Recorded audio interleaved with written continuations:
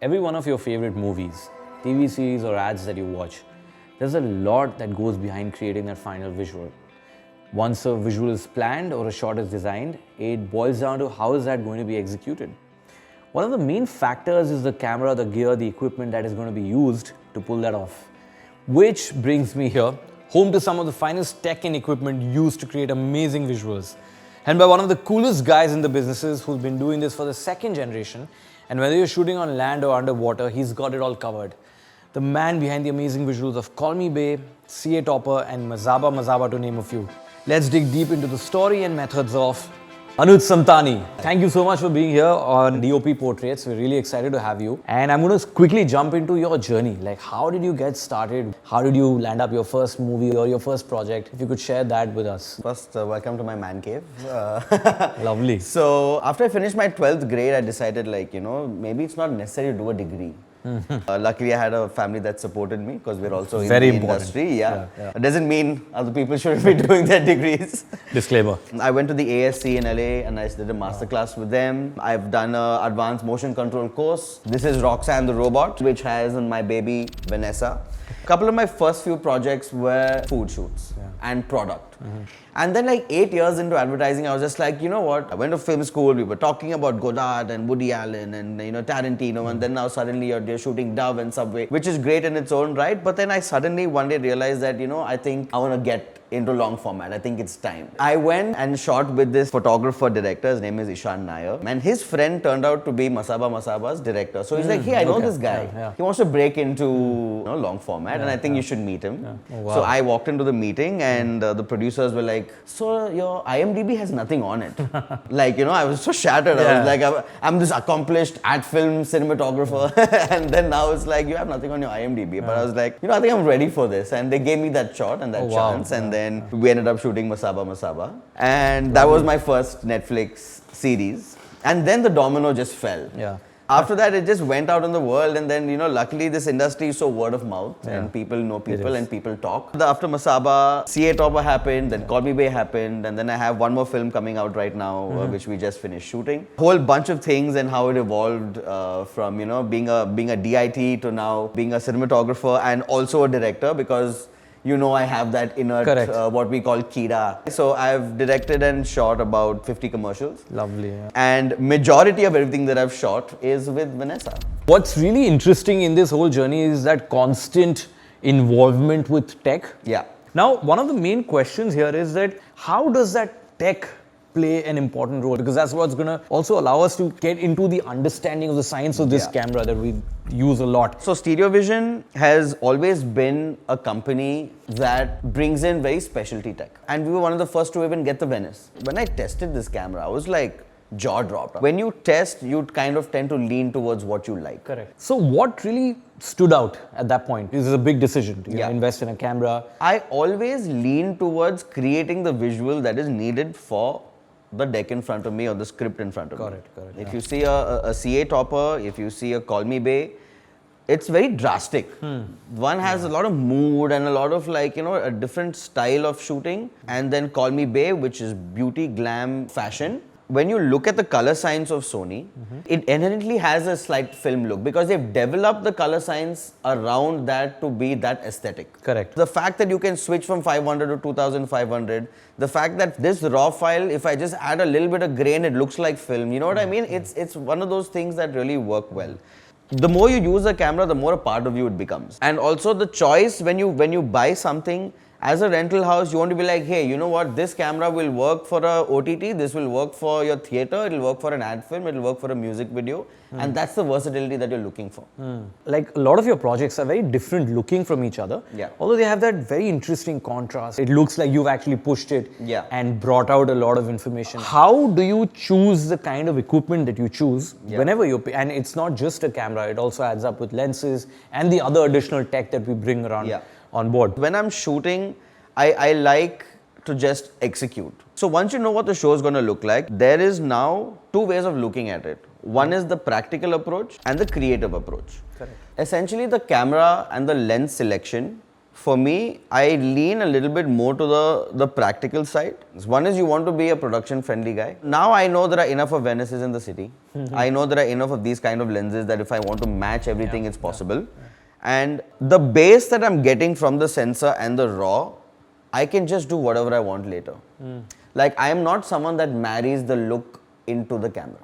Okay. So I want to be able to explore as much as possible in post. Correct. So having the right dynamic range, having the right color science, having the raw that is just a beast that I can just do whatever I want with in post is my most important thing. I would also like to know some of the anecdotes. And for example, if there's a particular scene that needs to be shot in a certain way, does the extension come into play? Yeah. Or in a low light scenario, did something really come into play, which was an important decision made during the prep phase? Yeah. Every DOP watching, I'm sure 80% of y'all have a slip disc. I actually had a slip disc just prior to Masaba Masaba. Okay, and that was related to handheld with really heavy gear and me not being smart. So the idea of having something that is as small as a DSLR in your hand is insane to me, you know what I mean? So it gave me relief. And also what happened, even though I got the extension because of the weight, but on set I suddenly started getting ideas. I was saying, hey, you know what, the camera can fit in there, so we take a shot from there or what? Or let's just make it a POV of the floor of something that's underneath and let's get actors to hover over it. And all of these small things just started happening, and we were rigging it on these carts and we were rigging it on like bikes and we were doing all sorts of stuff. With CA Topper, we were shooting a lot of these motel sequences, right? Because he's a male sex worker, he's going from place to place, and the base ISO, man, it's really, you don't really need much, you know what I mean? Other than the little face light you want to polish, and you just have pretty much everything there. So there's a scene in CA Topper where he has really had this fight with his wife because of his financial problems. And it's the turning point in the show where he's riding, trying to find a decision of how to get himself out of this financial situation just before getting the idea of becoming a sex worker. So he's riding his bike, and the director and me were like, you know, how do we make this interesting and exciting? Like, we've seen a camera rigged on a bike multiple times. It's been done for years. How do we change up that? I've never seen a handheld shot of someone who's riding a bike. It's always rigged for some reason. Why? Let's just break that. I'm like, yeah, let's do it. So we put this scooter, we've removed the tires, we put it on a low loader. And the grip team has obviously created safety for me on the side, and they've given me the platform around. So we're going at a reasonable speed. But now I have the extension in my hand. So it's not a very heavy camera that when you know the rig's moving, that there's a safety issue, that you know you have it in control. So I had this little wide lens, this Tokina 1628, which I also really love. Put it on the extension, and he's riding and giving the performance of his life, and Manav Kaul is just a brilliant guy. And with him, now just me walking around the scooter while you're going down this road. And this kind of a shot I don't think I've done before. So that could happen because of the extension. Like, you know, I didn't have to worry about the weight. I could move around the scooter while the low loader is moving. And it turned out to be this really fabulous shot. So it's one of those interesting parts in the series. Things like this where you can use tech to sort of uplift the narrative. And, you know, sort of add value to what the director or the writer wants. You know, like this transition was so important for his character.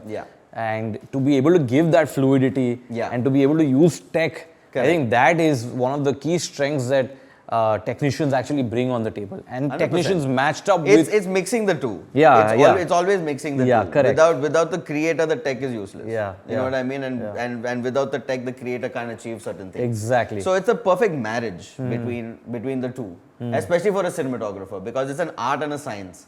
What we do is that. And, you know, being able to bring from both, marry it together perfectly, and that's when you get a banging image. You know, for someone like you, because you're so aware about technology yourself, because you own it, you also rent it out, how much of, you know, sort of an upper hand do you have? Because you're on both sides, you know, like DOPs would rent out equipment and they have desirable equipment that they rent out. Right? And you're also on the other side.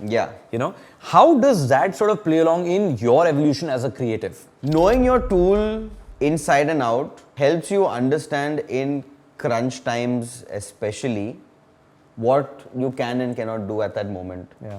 I always joke about why is it called magic hour? You know it's not an hour. It's literally 12 minutes, 14 minutes max on a good day. So this director comes up to me and says, hey, there's this scene. I think Magica, and obviously DPs, we love Magica. So now, inherently as a DP, first you can never say, nahi bhai, nahi ho jayega. First you will like, first think of all the 100 ways that it can be done. Correct. So okay, hey, so we'll just keep it in natural light, we'll just use some practical sources, but I'm just going to give you one take, otherwise we can't get it done. So now I know that we can start at 500 ISO, and as that sky is changing and it's changing, you're boosting and you're boosting and you're changing the dimmer of the practical, you're boosting the ISO, so you're balancing the sky and the practical, balancing the sky, and you now have pushed it to maybe 16 minutes. Correct. And that is enough now to get those little extra shots that he didn't think of. There's still a little bit of blue in the sky, what do you want?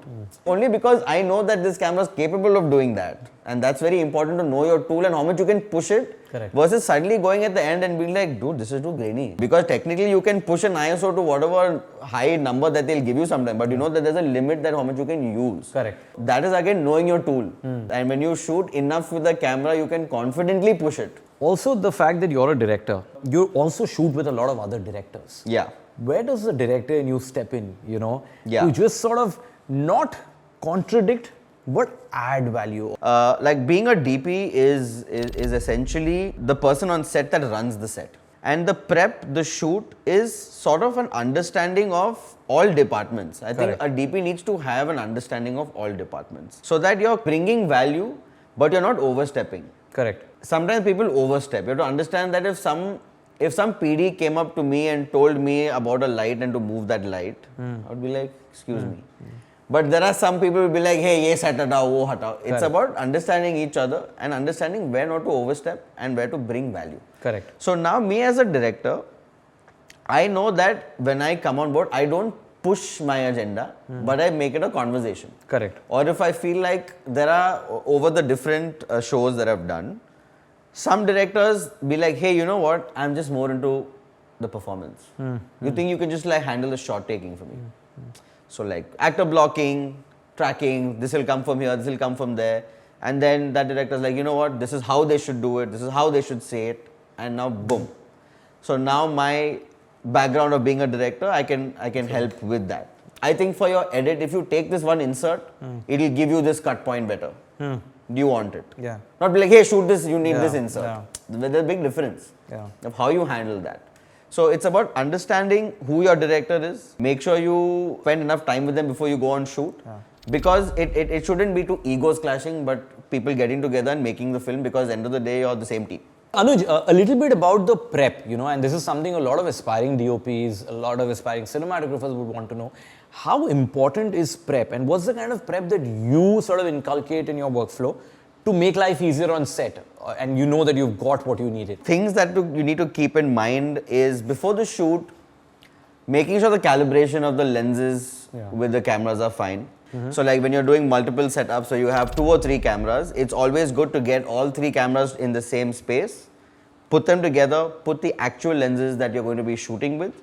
I get my ACs to note down the serial numbers of all the bodies, the serial numbers of all of the lenses, do the test, shoot the black and white, send it to the DIT, get the approval, and then make sure all of this communication is production involved. Sometimes what tends to happen is when you're shooting long format especially, and if you have multiple vendors, if there's 2-3 days of break, that gear could have gone somewhere else and come back. Quite, yeah. Or sometimes the gear that comes back is not the same serial number. As you know that cameras hate lasers. Yeah.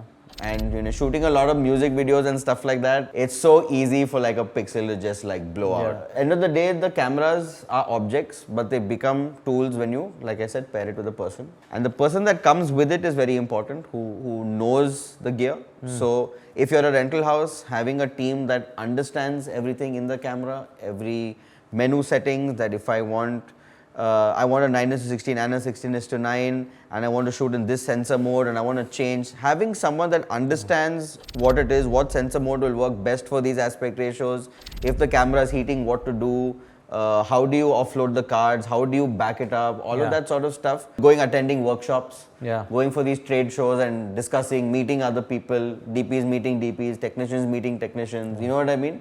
That sort of stuff is also very important to run a good business. Yeah, I think also it's a little bit about the compassion you hold towards your Yes. gear, right? Yes. And I think that sort of translates into the kind of people you set up for your team. Yeah. And how they operate on set, because it's all about adding value in bits and pieces. Correct. I feel even a camera team or a gear team plays such an important role. Yeah, And they this is treat why- it like a baby, you know. Yeah. And when they see the way that I give the love to the camera, Yeah, it exactly. also happens with them. Like, I think that's a very, very important part, not just from a point of view that you run a rental house, but Yeah. also for other DOPs to sort of Perception make also. a prerequisite of, this is what we're looking at. And at the end of the day, this is the tool that you're going to create all your visuals with. Right? Yeah, yeah. So you've got to make sure that connection and the right kind of thing is coming to your set Yeah. to just sort of enhance your skill. Correct. And your technical capability of bringing Correct. that to life. And I think it was so informative and also fun, because I think these experiences also allow aspiring DOPs, other Yeah. cinematographers to sort of take back and, this happened with me, or, this is another thing that I can add into my list of making things right. Yeah. So I think it was great being with Anuj and, getting sort of a DOP portrait of him, because it was very important to understand his process, his methods of how he does it and how he gets it right. I'm sure he's going to be doing a lot of amazing, great work and inspiring a lot many other people. And for now, this is it. I think every time you sit with such a talented and experienced person, there's a lot that you take back from fun anecdotes. But we aren't done yet, because there's still a lot of knowledge left in this ocean of visual creation. So stay tuned.